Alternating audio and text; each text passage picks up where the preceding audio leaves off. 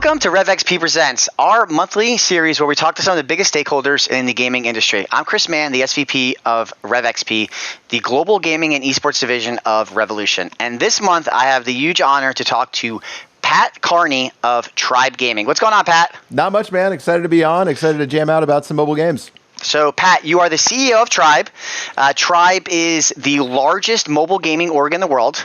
You're actually one of the four, you guys have 4 of the 5 biggest mobile creators on YouTube, which is incredible, which actually counts you. So congrats on that.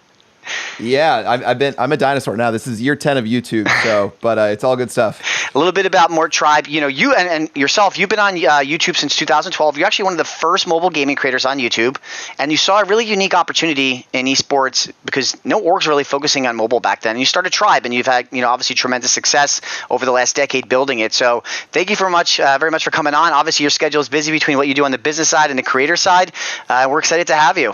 Yeah, no, I'm excited to jam out. It's been a crazy journey for mobile over the last decade. When I started, I just fell, sort of backwards into it. And now, especially the last 18 months with all the major IP coming to mobile, it's a super exciting time. Incredible IPs coming. So speaking of IP and games on mobile, what are you playing these days? Right now, probably still spamming a lot of Brawl Stars made by Supercell. Creators of Clash of Clans, Clash Royale, sort of the company I followed with my career, at least online with content. And then if I had to throw in a wild card, I'd say Catalyst Black by Super Evil Megacorp. Best mobile gaming company name ever, by the way, Super Evil Megacorp, which is like a hop in, hop out shooter. I'd say those are taking up most of my time right now. And I mean, generally as a creator, like the games that I play off camera are the games that, I'm really excited about because I'm filming mobile games all day long. And those two definitely have my heart. That's awesome. I have been playing a lot. I have a 3-year-old, so we've been playing a lot of Fall Guys now that it's been on Switch. He loves it, nice. But I tend to play a lot of games that we work with, and so we're playing a lot of Apex. We're doing some stuff there with Chipotle, and we've been doing some stuff with Pokemon Go. My son loves to catch them all. He loves to pretend he's Pikachu, so we've been getting back into Pokemon Go after a few years. So, but I at one point a year or two ago, I was very much addicted to Clash, where I had to actually uninstall it from my phone. So I'll have to watch some of your content to feed that need. Of course, yeah. Clash is the one that's hard to quit, but nice with Pokemon Go. I know saw a press release for the NBA teaming up with Niantic around a new AR game for basketball. So, I mean, those are true mobile games, like literally mobile while playing a mobile game.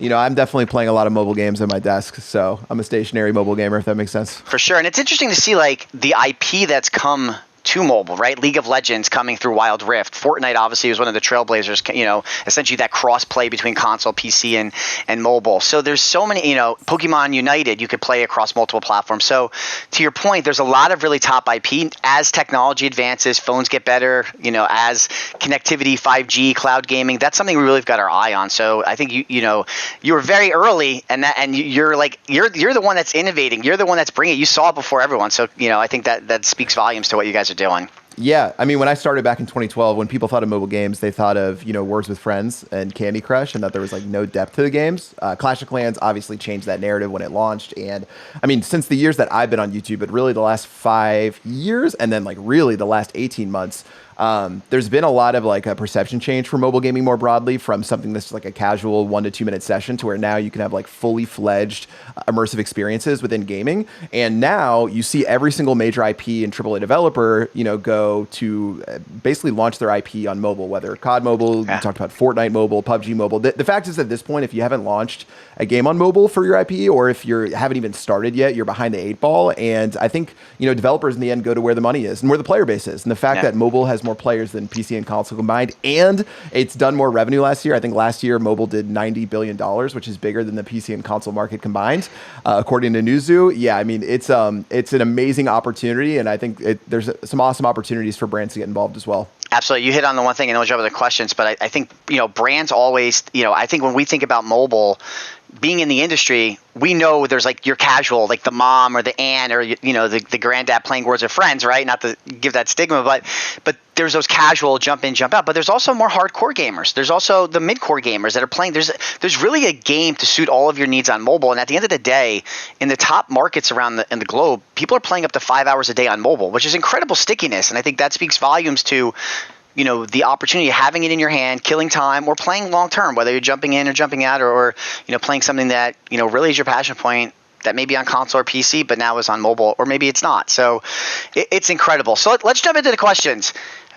Okay. When brands are thinking about activating with Tribe Gaming, what are things that differentiate you guys from other orgs out there? Obviously, mobile, largest mobile, but what else? What do you guys bring to the table? Yeah, 100%. I mean, I think for us, especially in such a crowded sea of orgs in the esports space, it's really hard, even as part of these larger franchise leagues, to be able to carve your own story. And I mean, you hit the nail on the head. For us, we are the one of one mobile gaming esports organization.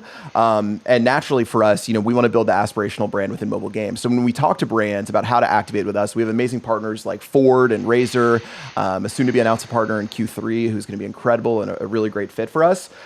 We really work with them not only to activate within Tribe, but also to build them as ambassadors for mobile gaming as a platform. Like mobile gamers, I know myself for the last 10 years, we've been underserved when it comes to content, activations, working together within the community. And now these brands that are coming in, even if you're activating as a brand within a specific game in mobile, you tend to win the heart share of the entire mobile platform. So when we go and talk to brands, we talk about not only let's activate within Tribe, let's use our creators, who average over 100 million views a month on YouTube. We talk about our teams, who obviously are world championship quality, and our O&O channels as well, which is really our bread and butter. We talk about activating within the Tribe audience, creating these big tentpole moments, as well as reaching an extremely wide audience. But we also, we love to focus on the fact that with mobile, even if you activate just within Tribe, brands that enter the space tend to be like ambassadors and pioneers for pushing it forward. So even for our competitors and their fans, they love seeing brands that come in like a Ford to push forward mobile gaming. And you tend to get, win this amazing heart share of the mobile gaming audience more broadly. So I feel like if I'm a brand coming in and looking at what's new and exciting, obviously, if you look at trends, I mean, when Chris, I don't know what your first gaming device was growing up. Mine was a Sega Genesis. What was yours? NES, and quickly followed by the Sega Genesis. I'm early 40s, man. Don't date me too much, but I remember those Christmas days. Yeah, well, listen. Nowadays, I mean, what's the first gaming device kids play on? They're playing on an iPad. And that was my stuff for sure. Speaking of adoption, that's where everything's headed. And for us, if you're a brand like trying to carve a unique path within the space that's still relatively new, even as it again has more revenue than PC and console combined, mobile's that opportunity. And for Tribe being that one-stop shop and really having, the largest footprint in mobile, especially within Western markets, because we're corely focused within the United States and North America, that's where we feel like an amazing opportunity is and why we've been able to bring on some amazing partners. I think you hit on some really key things that we really try to press onto our clients. And we've had success working within mobile. Chipotle, we actually did last summer. We did a PUBG Mobile Chipotle Challenger Series, and incredible engagement. We worked with Tencent to get in-game challenges and tokens and offer up BOGOs, and really championed that community who was very engaged. And one of the things I was really concerned about is, we hear PUBG Mobile, you hear mobile gaming, like, oh man, Asia Pacific markets, the Asian Pacific markets, that's where it is. But 71% of the audience for that Challenger Series came from within the US, which is actually higher than majority of top tier titles like Fortnite or like Call of Duty ones that we had done prior. So I think really speaks volumes to unlocking that opportunity. And to your point, it's really interesting. A lot of times when we do one-on-ones with brands, we're like, there's more money spent on gaming globally than there is if you doubled music and movies combined. And then you think about the amount of money that's spent on mobile gaming, yet brands haven't really been able to figure out how to unlock that, or they're nervous that they don't understand. And that's where people like yourself, people like me, people like Jordan on your team, who and I worked together previously, that's where we come in, help you unlock it and help you navigate the space so you can hit your goals and objectives.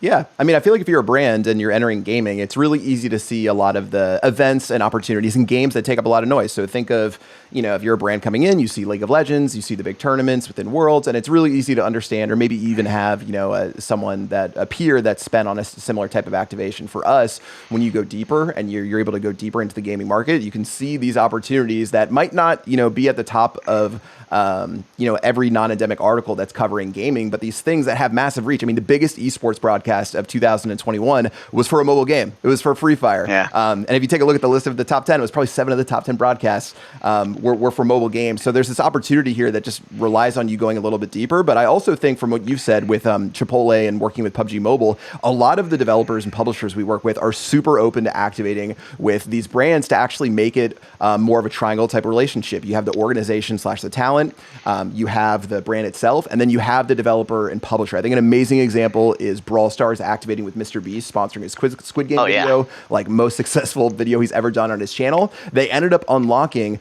items within the game specific around this video that made the subreddit, the community, everything went insane. It was an incredible opportunity. And I feel like in mobile, those opportunities tend to arise more often working with these different publishers and developers. You 1,000%, because, you know, each publisher, as I try to explain to brands, each publisher is different. You know, each publisher is their own NFL or NBA, and they all work, and their business is to create a game and sell. Most games are free these days, and they want to sell packs and cosmetics. And so understanding the reason why they do this, that's what people want. And so, you know, when we did the Challenger Series of PUBG, on the finale, if you tuned in, you got a code to redeem an in-game item exclusively from that event. You couldn't get it anywhere else. And that's like, to me, you add value, you give them what you want, you unlock something that they want that's exclusive, right? That FOMO. That incentivizes them. That shows, that supercharges them. That makes you connect and understand that, hey, we're a brand that knows your community, because every community is different, and we know that this community wants this, and we know this is important to you. And so I think you hit it on the head. Like, how do you, as an org, even further differentiate yourself? Not only do you have this incredible scale, you're focused on mobile, but how do you help these brands unlock opportunities through your relationship with publishers? That's huge. Yeah. Absolutely. No, that's like a holistic partnership for us in the end. Like being able to go really wide, obviously, like reaching a massive audience, which again on mobile, you know, out of the top 5 most watched games on YouTube, 2 are mobile only and 2 other ones are playable on mobile. So 4 of the 5 are like natively can be played on mobile devices. You're able to go extremely wide with mobile. But then on top of that, like you said, if you really want to win, you know, the hearts of your audience, you have to unlock something for them that they're grateful for and they haven't had already. And I see a lot of times brands might spend millions of dollars on some massive production and some massive budget, but like, does the audience actually care? Like, is this actually what they wanted? Sometimes, you know, scaling it down and really just understanding like what what your fans want in the end and the community wants that you're activating with, that can lead to a way better ROI. And you can turn, you know, people who are aware of your brand to actual advocates for your brand when you're bringing them something new. And they're like, wow, I really feel great now that Ford is part of, you know, the mobile gaming community, having activated with Tribe. That's what we look for. And it's the only way to do it, really. Absolutely. You hit it on the head. So as we close out, I want to ask you a question, because I think mobile gaming is always at the forefront of innovation. I think the entire industry that we're in is at the forefront of innovation, right? Live streaming content. You see all these changes to linear TV now based on content consumption from Gen Z and millennials. But I think mobile really is at the forefront of that and will continue, right? Brent's always like, what's next? And I'm like, how about what's now? And like, mobile is this huge untapped opportunity. And that's not only next, but it's also now. And you can take advantage of it because it's used white space. So with that, what are some like exciting innovations that you're looking forward to in the mobile space, or maybe just in gaming in general, that you're really excited and brands should keep an eye on? You know, I really like what's happening with some of these deeper collaborations. Think, you know, Roblox with Chipotle. Think, you know, some of these more integrated experiences where you're actually building stuff within games that it then allows fans to actually engage with and gain value from. I like that a lot. I know that within mobile, there's some really unique projects going on, even with a game like Brawl Stars, where they've started to build out their map making system even further to customize. You know, we'll do custom activations for brands within the game that feature, you know, Razer, Ford, their logos, designs, and elsewhere. I think continually, like more and more, we can bring developers into this process. Working together with brands, talent, as well as these gaming organizations is going to lead to more innovation. But in the end, as you mentioned, like, you know, not just looking at the future of what's right now, there's so much potential with the current assets of not only the gaming landscape, but mobile more broadly, that there's a place to win. So, you know, if you're a brand, if you have any sort of, you know, if you're interested in getting in gaming, and specifically if you even have any sort of mobile specific products, an app, and elsewhere, you know, it's an incredible opportunity. And you made a great point earlier that mobile gaming isn't just international. Obviously, in Southeast Asia, India, and other countries, there's an incredible amount of adoption that leads to massive scale. But within the United States, it's extremely, you know, the growth is amazing as well. For us, our number one demographic is by far and away the United States. 60% is 18 to 34. You know, the numbers are there, similar, if not surpassing, you know, some other gaming orgs in this space. So don't be scared. Don't be scared to compete against 100 different apps on the phone as well. You know, there's some amazing opportunities to enter into mobile, and we're always happy to be that bridge. Yeah, you hit on it. Like, in the U.S., the market is huge. I think that it's over 70% of mobile users actually play games on mobile. It's like something like over 200 million people, and that's only going to continue to grow as technology and connection gets better and games get more advanced. So I really appreciate your time. As we wrapped up, where can people find you, find Tribe Gaming? Yeah, check us out on Twitter at Tribe Gaming, at Chief Pat. You can hit our website, tribegaming.gg. Feel free to email me, pat@tribegaming.gg. Say hi. And Chris, really appreciate you having me on. All right, Pat, thank you so much. Everyone, thank you guys so much. Enjoy the time that you have. Enjoy your time with friends and family.